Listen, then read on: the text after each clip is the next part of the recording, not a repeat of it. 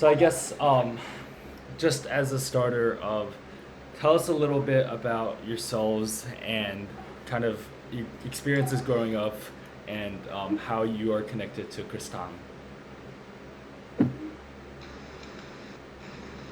Debs, you want to go first? You first lah. No, I'm Oh, okay. trying to see if I can bring. Okay, okay. Yeah. I'm a pure. My parents are both Eurasians. So my mom is a Di Rosario and my father is a Constancio. Okay, and we grew up in a very small house because at that time we lived in a kampong in Singapore. Before we were developed, we lived in like attic houses and all that. And my family was there were 10 of us. I'm number 10. We were very well rooted in being Eurasians. About our culture, we followed certain traditions. We're very much Catholic, so we were raised very straight in the direction of our faith. Um, as you can tell, my parents were staunch Catholics. That's why there were 10 of us.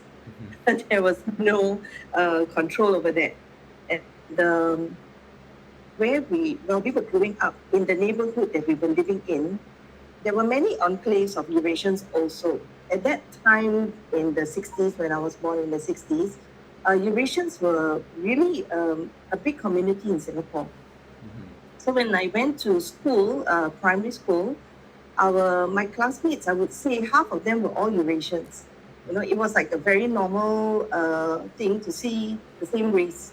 And a lot of them have different backgrounds. Like for our background, we have more of Portuguese background. And my great grandmother, she came from Malacca, right? And her husband, they were both from Malacca. And interestingly, her heritage, my great grandmother was Dutch ancestry, and my great grandfather was Portuguese because he really had a very Portuguese name, Pedro de Consencio. So we celebrate our Christmas, Easter. You know, Easter is very tied in with the race, lah. And I think we also had a lot of influence of the West, I would say, because we didn't dress in the outfit that Eurasians in Malacca would wear, which is outfit called what is it? Kumpridu. The outfit is called Kumpridu. It's a particular, like something like a kabaya kind of thing, but it's different. Like it's a long dress.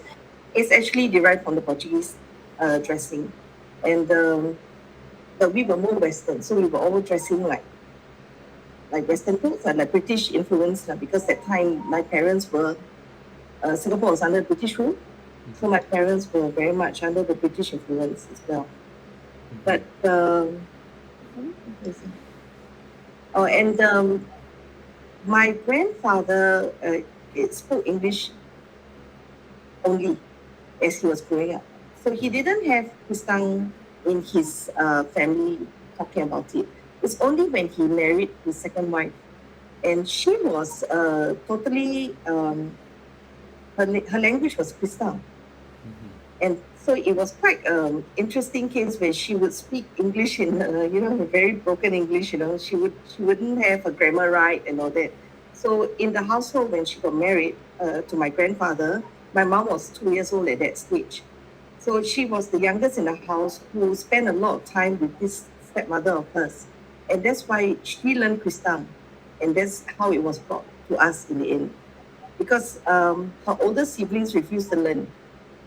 And on top of that, my grandfather was very strict that they were not to use Kristang. They were not to learn Kristang because you will end up speaking English in very bad grammar.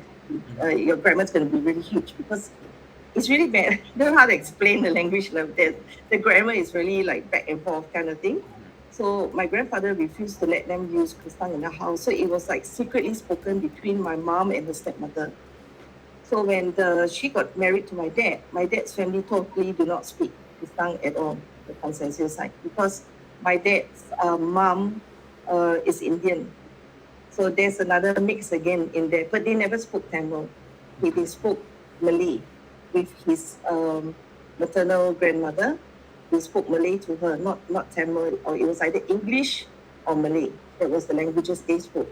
So my father learned Kristang from my mom, and she would speak to us, the children at home, and we were growing up, right? At first they used it so that we wouldn't understand what they're talking. And then later we caught on all the words, and then we were like trying to figure out, say, oh, okay, they are talking about this and that. So we slowly grasped the language. And then when we got older, then my mom started to talk to us more and try to teach us the language as well. However, if you don't speak the language, you tend to lose it totally. You really, really need to constantly use it. Yeah. So that's our heritage. And now I also try to share it with my daughters at the same time. Yeah.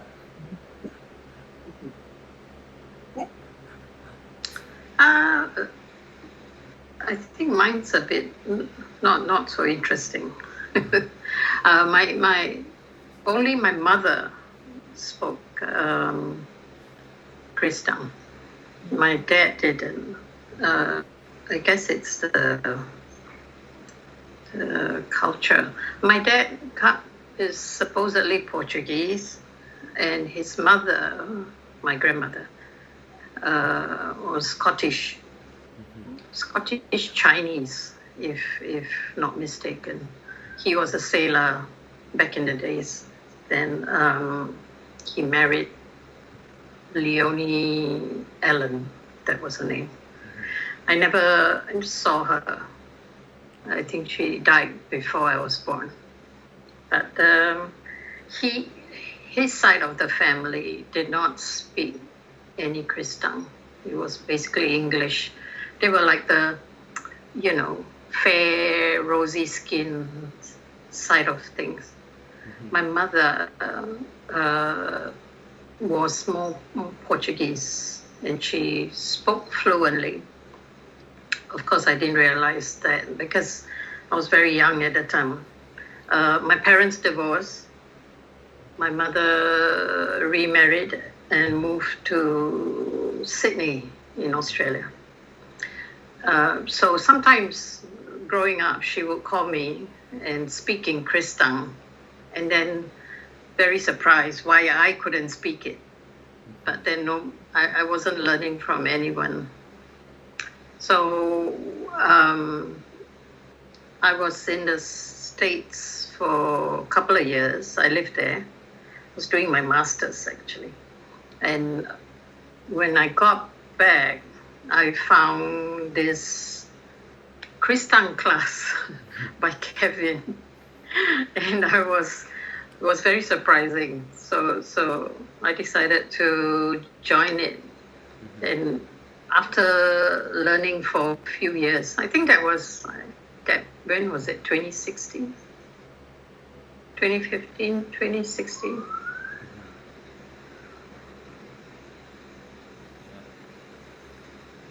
Can't hear you.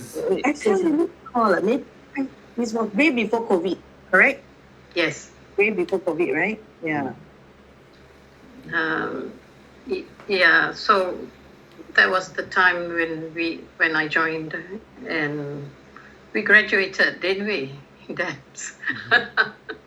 We graduated at 4B, I think. We passed it. And then COVID happened. There wasn't any classes. And a few years ago, when was it? 2020? 2020. 2020. When did we start learning again? Yeah, that's definitely very interesting. Maybe 2 years back, right? About 2 years back. 3, I think. 3. Okay, so Kevin sent a group chat and says, let's restart. And by then, we had totally forgotten all our Kristang that we had learned. So we are relearning again. And he came up with new syllabus because he also teaches at the university. So that's a requirement for more details, more teaching methods. So we are now at Hang on a minute. She's trying to come in again. Yep. Don't go away. No, don't go away. Don't go away. No. Oh no. This is, Uh, I've I never don't know what seen to do. Teams. Teams is usually the best one. Yeah. yeah. Her email address ends with a .net Uh-huh. address, so it's not Gmail or Yahoo or I mean, if Hotmail. the other pack can't make it, we're very happy to like just take another time. Sure. Yeah. I'm not sure I could contact her right now. It might be faster from your side. But yeah, Yeah. we'd be very happy to talk another time as well. Sure. So we started relearning a few years ago, and we are discovering new words. A lot of dream fishing words. Do you know what that means? Yeah, Yeah. we talked to Kevin about it. Yeah. So sometimes we come up with words on the fly because we realize there's nothing captured in the dictionary or his new dictionary. So we come up with, when we are in class, we come up with new dream fish words for something. It's very Like, I think there was once, there were about sourdough bread. There was no such translation for that. So we yeah. came up with something. Some mix of Italian and I don't know. Yeah. Some sort of pun, I can't remember. Yeah. So that's it. We are still learning. It keeps us a bit connected to our roots. Unfortunately I didn't learn about that in my youth, so playing catch up right now. Yeah.